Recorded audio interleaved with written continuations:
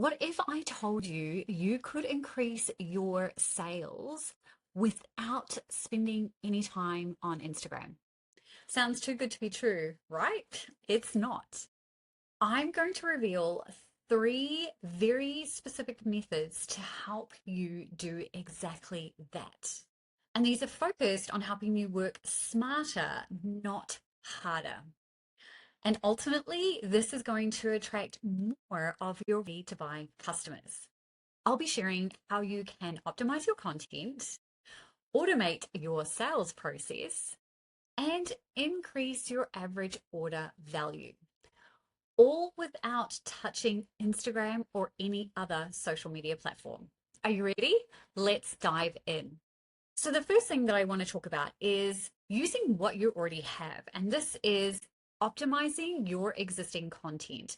Now, this is your long form content. So, this could be a blog, this could be your YouTube channel, it could be your podcast, wherever your visibility strategy is, wherever you're producing content, we want to optimize that. And here are the ways that you would do that based on those platforms. So, for a blog, you're going to apply very simple search engine optimization. Now, I'm a huge fan of not making things complicated. So the only thing you need to worry about when it comes to your blog is to optimize for your ready to buy customer. And we do that by simply optimizing for what they are searching for right now that would result in your blog post showing up in a search result. So, yes, there are some SEO flow on effects when you do this, but it means that you are meeting your ready to buy customer where they are at when they are ready to buy. And then all you have to do is make sure that you have a very clear call to action to buy your offer. So let's say you had a workbook called Profitable Content Planner. You sell it for $17, really simple. All you're going to do at the end of that blog post and potentially one other area within the blog post, you're going to have a very specific CTA that goes something along the lines of this.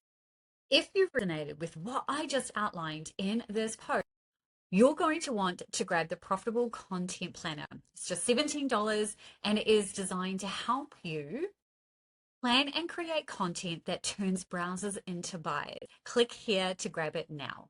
That's it. And then within the body of your blog post, you might hyperlink to it rather than having it as a main CTA. And then if you have a YouTube channel, the number one thing that you're going to focus on is optimizing your titles to speak to your ideal person, your ideal audience. And then that content also needs to meet your audience where they are at.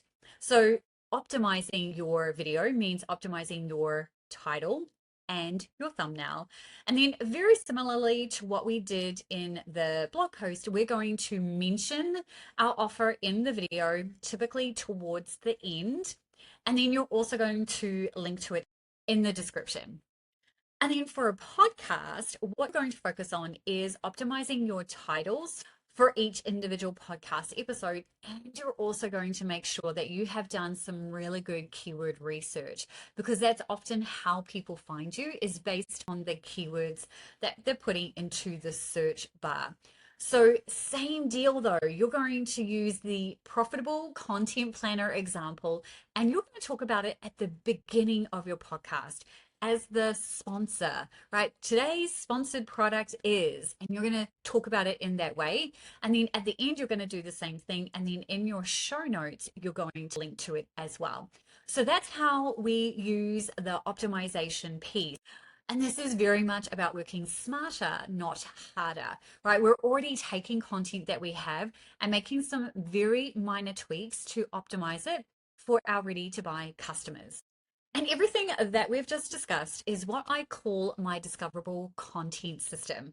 And if you want to go and do this for yourself, then I have my discoverable content planner that you can grab right now by just commenting discoverable below, and I will get it into your hot little hands.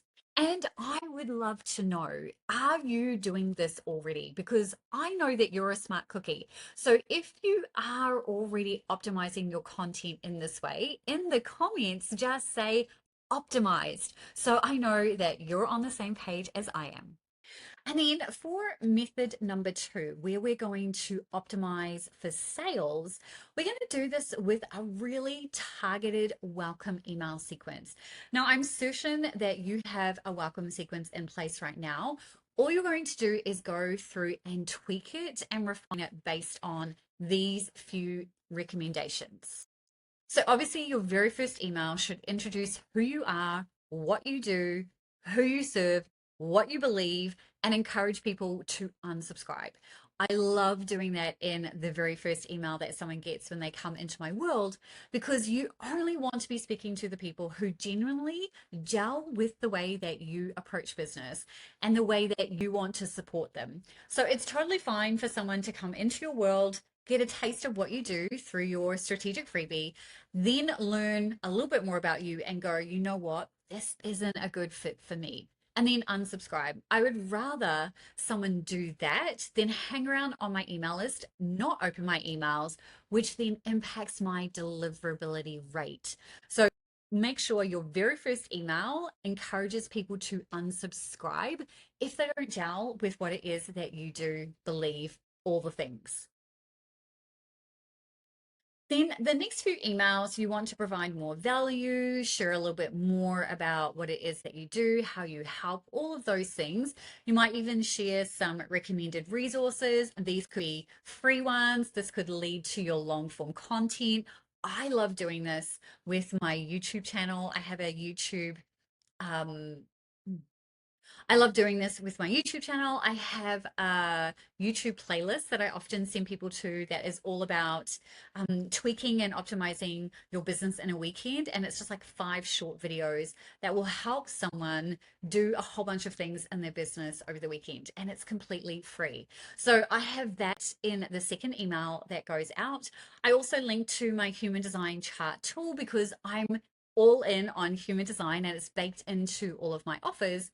So I also want to encourage people, if they haven't yet discovered human design, to learn more about that from a business perspective, as in what does it mean to be a manifesting generator or a projector in business. So then the next email is typically going to be pointing them or inviting them to a low cost offer. Now, here's the thing. A lot of people believe that they shouldn't present an offer to a brand new subscriber when they've come into your world, but I disagree with that. And here's why. If your person picked up your strategic freebie or they came in through a collaboration, so they grabbed a free gift, they have already indicated that they're looking for support around whatever it is that you help people with. So why wouldn't you present them with an opportunity to buy something from you and experience more of you and your zone of genius? So this is where low cost offers are fantastic. So anything under $50 is a good option. And it literally is just a case of presenting the opportunity for them to buy. Not every single person is going to buy, but if it's the right offer at the right time and they are your ready to buy customer, then they're going to go ahead and do that. But they won't if you don't present the opportunity, aka if you don't ask for the sale. So at the end of your welcome sequence, you could invite them to the free 5-day challenge, all delivered via email, and then naturally invite them into the next step, right? It's always about providing as many opportunities as possible for people to buy from you from the moment they join your world. So then this next one is probably my favorite. We want to leverage income amplifiers. So this is about adding multiple products and services to your sales process. And I call this an income amplifier funnel. So imagine someone buys your thing, right? They've landed on your sales page, they've gone to the checkout page. The first thing they're going to see, if you want to increase your income at the point of sale, which is what we're looking to do, is a little box on the checkout page that is often referred to as an order bump. And this is a very small box. Sometimes it has an image, most times it doesn't. And it literally will just say, add this to my order. And then you have about a paragraph or two to explain why someone should pick up your amazing thing.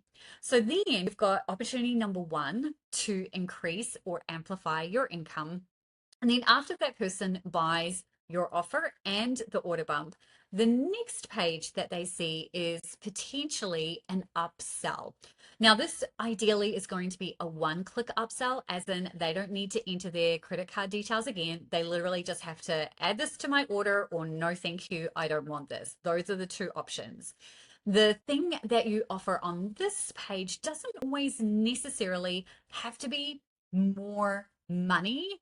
It just needs to be a next step.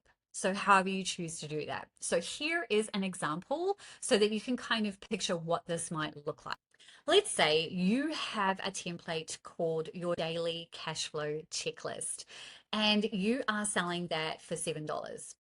When someone lands on the checkout page for that, you've decided that the order bump on that checkout page is going to be a mini course called Easy Earnings, and you're going to pop that at $11. So now we've sold something for $7 and someone has added the order bump for $11. So now we're at $18. We've doubled our income at this point. Then the person enters their credit card details, hits submit or take me to the thing, and the very next page that they're going to see is an upsell page. Now imagine that the next thing that they see is some type of audit or one-off coaching call from you. You're going to offer that at a discount. That could be 30%, 50%, 75%, whatever. So you are going to give them two options. They either add it to their order or they click no thank you, take me to my order, right? The thing that they've already just purchased. The key here is no additional credit card details to enter, because if they have to enter more information, that is just not going to happen. People are just going to bounce from that. So that could be priced at $97. Normally $197. You have knocked off $100. Now we are at an average order value of $18 plus 97, which gives us $115. So the potential is there for you to do that around 10 to 30%, right? That's the average conversion for that whole funnel. So this is one example of an income amplifier funnel. You can actually replicate this further by building out an evergreen version inside your email platform. So you can have the income amplifier funnel on the front end, and then you can have more happening inside your email. The overarching theme that I hope that you're starting to get here is that in order to make sales, in order to increase your sales, you do not need to spend any time on social media. You certainly don't need to spend all your time doing a whole bunch of stuff on Instagram. So all you need to do to get this lazy approach to making sales is to implement one or all three of these methods into your business today and start to transition off Instagram, particularly if you just don't gel with being on that platform on an active basis. I personally have a static profile and I love having a presence there, but not having to spend any time at all on the platform.